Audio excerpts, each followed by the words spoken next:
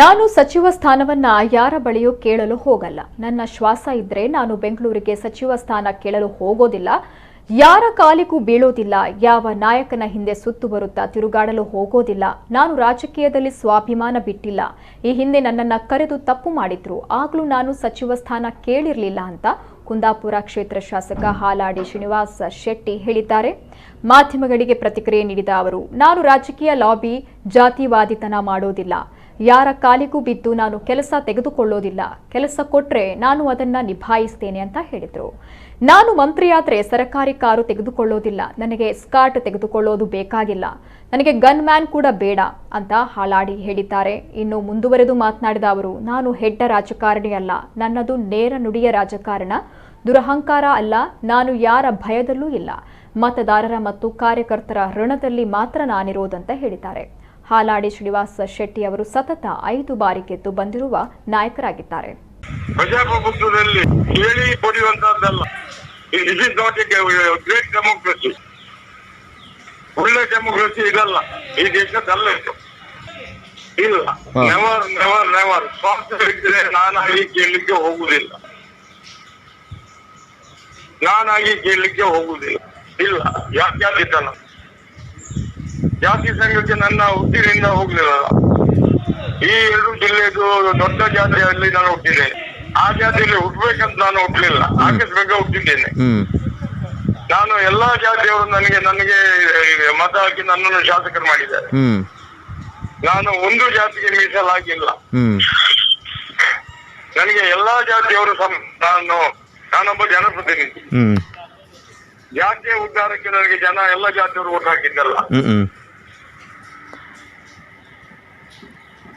ಹಾಗಿದ್ರೆ ಆ ಜಾತಿಯ ಸಂಘದ ಅಧ್ಯಕ್ಷರಾಗಬೇಕು ಹೊರತು ಶಾಸಕನಾಗಬಾರ್ದು. ಜಾತಿವಾದಿಗಳು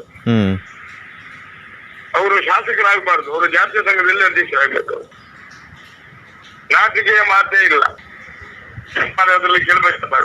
ಕುಟದೆಲ್ಲ ಕಿಸೆ ಹಾಕೊಳ್ಳುದ ನೋಡಿ. ಹೆರಿಗೆ ಕೋಣೆಯಲ್ಲಿರುವ ದಾದಿಯರ ವ್ಯಾಪಾರ. ಹೆರಿಗೆ ಕೋಣೆಯಲ್ಲಿರುವ ದಾದಿಯರು ಅಂತ ಹೇಳಿದ್ರೆ ಮಲ ಬಂದ್ರು ಹಿಡಿಬೇಕು, ಮಗು ಬಂದ್ರು ಹಿಡಿಬೇಕು. ನಾವು ಶಾಸಕರ ಮೇಲೆ ಹೆರಿಗೆ ಕೋಣೆಯರ ದಾದಿಯರಾಗಿ ನಾವು ಮಲ ಬಂದ್ರು ಹಿಡಿಬೇಕು, ಮಗು ಬಂದ್ರು ಹಿಡಿಬೇಕು. ನನಗೆ ಗೊತ್ತಿಲ್ಲ, ನಾನು ಯಾರತ್ರ ಕೇಳಲಿಕ್ಕೆ ಹೋಗುದಿಲ್ಲ. ನಾನು ಬೆಂಗಳೂರಿಗೆ ಕೇಳಲಿಕ್ಕೆ ಹೋಗುದಿಲ್ಲ. ನನ್ನ ಕೆಲಸ ಇದ್ರೆ ಹೋಗ್ತೇನೆ ಅಷ್ಟೇ, ಇದಕ್ಕೋಸ್ಕರ ಎಲ್ಲ ಹೋಗುದಿಲ್ಲ. ನನ್ನ ಶ್ವಾಸ ಇದ್ರೆ ಹೋಗುದಿಲ್ಲ. ಯಾವುದು ಯಾರಿಗೆ ಕಾರ್ಯ ಬೀಳ್ಲಿಕ್ಕೆಲ್ಲ ಹೋಗುದಿಲ್ಲ. ಅವರ ಸುತ್ತ ಹಿಂದೆ ತಿರುಗಲಿಕ್ಕೆ ಹೋಗುದಿಲ್ಲ. ಯಾವುದು ಹೌದು, ಅವರ ಸುತ್ತುವರಿಲಿಕ್ಕೆ ಹೋಗುದಿಲ್ಲ. ನೆವರ್. ಅದೆಲ್ಲ ದೃಢ ಮನಸ್ಸು, ಸಮತೋಲನ ಕಳ್ಕೊಳ್ಳುತ್ತಿಲ್ಲ. ಹೌದು, ಅದು ಅವ್ರಿಗೆ ಬಿಟ್ಟದ್ದು. ನಾನೇನು ಆ ಪ್ರಯತ್ನದಲ್ಲಿ ಇಲ್ಲ. ನಾನು ಸ್ವಾಭಿಮಾನ ಬಿಟ್ಟಿಲ್ಲ. ಅವರು ಕರೆದು ತಪ್ಪು ಮಾಡಿದ್ದ ಹೊರತು ನಾನು ಕೇಳಲಿಲ್ಲ. ಅದು ಅವರೇ ಕರೆಸಿದ್ದು, ನಾನಲ್ಲ. ಹೌದು ಹೌದು. ನಾನು 8:15 ಗಂಟೆಗೆ ಅಂಗಿ ಹಾಕದೆ ಕೂತಿದ್ದೆ ಹಾಲಡಿಯಲ್ಲಿ. ಆಗ 100 ಜನ ಬಂದು ಒತ್ತಾಯ ಮಾಡಿದ್ರು, ಅವರೇ ಕೊಡ್ತೇನೆ, ನೀವು ಯಾಕೆ ತಗೊಳ್ಳೋದಿಲ್ಲ ಅಂತೇಳಿ. ಆಗ ನಾನು 1:30 ಗಂಟೆ ಹೇಳಿದ್ದೇನೆ, ನನಗೆ ನೋಡಿ ಇಲೆಕ್ಷನ್ಗೆಲ್ಲ ಹಣ ಕೊಡ್ಲಿಕ್ಕೆ ನನ್ನ ಹತ್ರ ಇಲ್ಲ. ನಾನು ಯಾರ ಹತ್ರ ಹಣ ಸ್ವೀಕರಿಸುವುದಿಲ್ಲ. ನಾನು ಮಂತ್ರಿ ಆದ್ರೆ ಆ ಕಾರ್ನಲ್ಲಿ ತಿರುಗುದಿಲ್ಲ, ಗೌರ್ಮೆಂಟ್ ಕಾರ್ನಲ್ಲಿ. ಎಸ್ಕಾರ್ಟ್ ತಗೊಳ್ಳುವುದಿಲ್ಲ, ಗನ್ ಮ್ಯಾನ್ ತಗೊಳ್ಳುವುದಿಲ್ಲ. ನನ್ನ ಜೀವನದಲ್ಲಿ ಗನ್ ಮ್ಯಾನ್ ತಗೊಂಡು ತಿರುಗಲಿಲ್ಲ. ಜೀವ ಭಯ ಇಲ್ಲ. ಯಾವುದು ಜನರಿಂದ ಆಯ್ಕೆ ಆದ್ಮೇಲೆ ಜೀವ ಭಯ ಯಾಕೆ ಅಲ್ವಾ? ಜೀವ ಭಯದಲ್ಲಿ ಇಲ್ಲ. ಆದ್ರಿಂದ ನನಗೆ ಗನ್ ಮ್ಯಾನು ಬೇಡ, ಗೌರ್ಮೆಂಟ್ ಕಾರು ಬೇಡ, ಎಸ್ಕೋಟು ಬೇಡ. ನೀವೆಲ್ಲ ಹೇಳಿದಕ್ಕೆ ಬೆಂಗಳೂರಿಗೆ ಬರ್ತೇನೆ ಅಂತ ಹೇಳಿ ಹೋಗಿದ್ದೆ.